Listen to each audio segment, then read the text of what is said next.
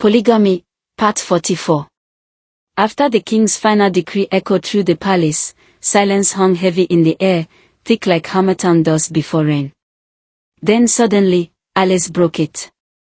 She stepped forward, her face glowing with triumph, her eyes bright like someone who had finally touched freedom after years of crawling in chains. "Long live the king," she said loudly, bending slightly but not kneeling. "May your wisdom be unmatched and your reign everlasting." The king nodded slowly, studying her face, knowing fully well that this woman had not bowed out of loyalty, but victory. Alice turned sharply to Nita, her smile widening. "Come, my child," she said. "Let us go home." Nita stood still for a moment. For the first time since everything began, something inside her felt wrong. As she followed Alice out of the palace, walking down the familiar village path, Nita's steps slowed. Her heart was heavy. Her mind raced. Only now was it becoming clear to her that Alice had never truly explained anything, not the powders, not the whispers, not the plans. Nita had only obeyed. She followed instructions blindly, believing it was all for her good. But standing where she stood now, crowned with a future she didn't fully understand, she realized something painful. This was never just about her happiness. This was about Alice reclaiming power. This was about Alice returning victorious. This was about Alice proving the world wrong.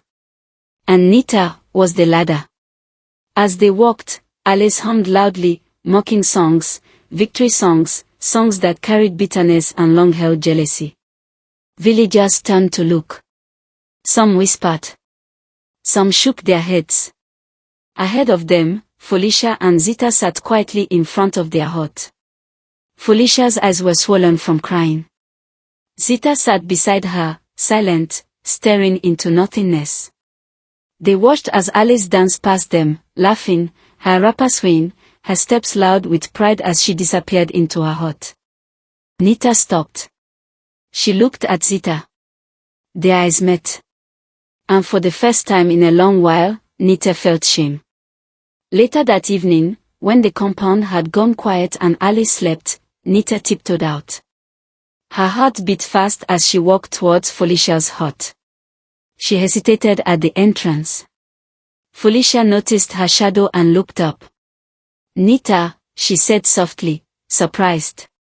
"My child, come in. Why are you standing there?" Nita walked in slowly, her head bowed. She knelt without being asked. "Mommy Felicia," she began, her voice shaking. "I came to say I'm sorry. For everything. For all these years." Felicia's eyes filled instantly with tears. She pulled Nita into her arms. "My daughter," she cried. "Do you know I carried you for 18 years? Do you know how many nights I prayed for you?" Nita sobbed. "I never hated you," Felicia continued gently. "I was only worried about the road you were walking." She wiped Nita's tears and held her face. "You are with child now, a royal child. You need peace, not bitterness. Learn wisdom. Learn to choose right, even when others push you wrong." Nita nodded. "I am to be married to the prince," she said quietly. "As first wife, and Zita as second." Felicia sighed deeply. "Yes. Your father told me." She held Nita's hands firmly. "Do not let this tear you apart from your sister. Love her. Protect her. And remember, do not obey every voice, even if it is your mother's." Nita nodded again, stood up, and returned quietly to Alice's hut.